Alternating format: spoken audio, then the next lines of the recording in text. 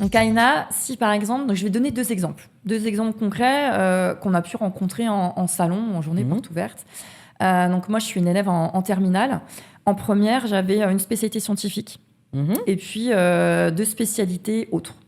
Euh, alors, je vais pas te mentir, je les connais plus par cœur, les appellations des nouveaux bacs 2021. Mais en gros, voilà, j'avais l'art plastique et Histoire j'avais géo. du sciences médico... non, pas sciences Économique et médico-sociales, sociale. sciences économiques et sociales. Allez, vas-y. Ça, c'était les anciens bacs. Voilà. Donc voilà, j'avais 3 spé et en terminale par choix stratégique parce que j'avais une prof qui était très dure, c'était très compliqué pour moi et je voulais pas baisser ma moyenne générale. Donc j'ai enlevé ma matière, enfin j'ai abandonné. Donc sur mes 3 spé, j'en abandonne une qui est la spécialité scientifique. Je suis en terminale, j'ai plus de spécialité scientifique, mais par contre j'ai pris l'option maths complémentaire parce qu'elle était dans mon lycée pour quand même continuer à avoir un minimum de niveau en maths. Et je voudrais quand même, mon rêve, c'est de rentrer dans une des écoles du concours Advance. Je dirais pas laquelle. Je te dirais pas laquelle. Qu'est-ce que voilà.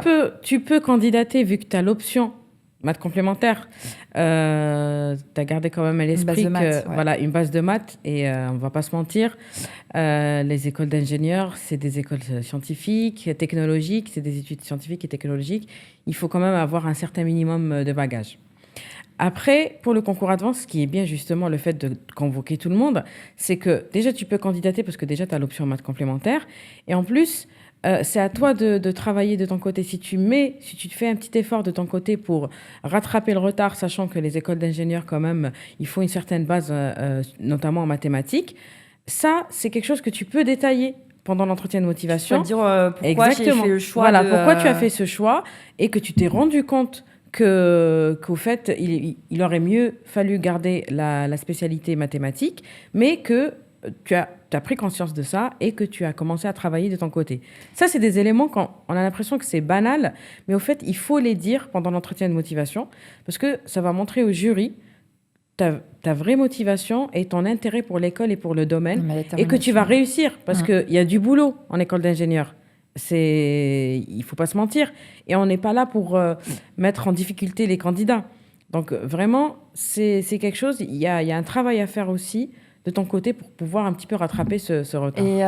Et si jamais je prends, voilà, là je suis en terminale, je prends des cours de soutien sur la spécialité maths, est-ce que le jour de l'entretien, je peux ramener quelque chose, je sais pas moi, des notes que j'aurais pu avoir? Est-ce que je peux mettre ça sur Parcoursup ou est-ce que je peux le ramener le jour de l'entretien? Je peux ramener des documents qui prouvent ma bonne foi, enfin surtout ma détermination à ce que je me remette à niveau, puisque du coup, ça ne se verra pas sur Parcoursup, ça ne fait pas partie de mes bulletins scolaires. Effectivement.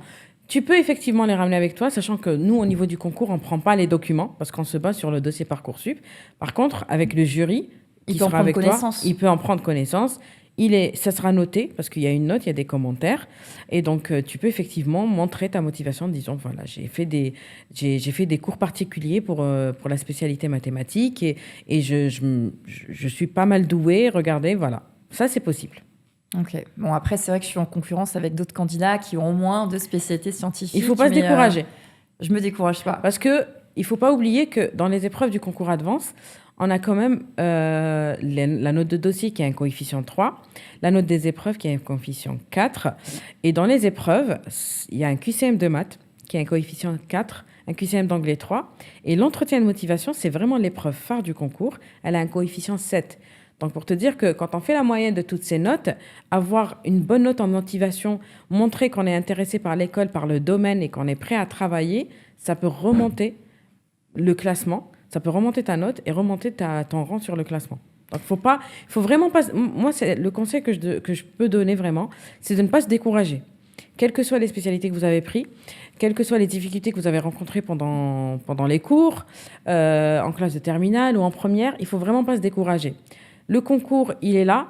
C'est un concours commun à 4 écoles. Donc, vous passez une seule fois les épreuves. Okay. Donc, il ne faut vraiment pas se décourager. Tout le monde est convoqué. Donc, vraiment, on donne la chance à tout le monde de défendre son dossier durant cet entretien.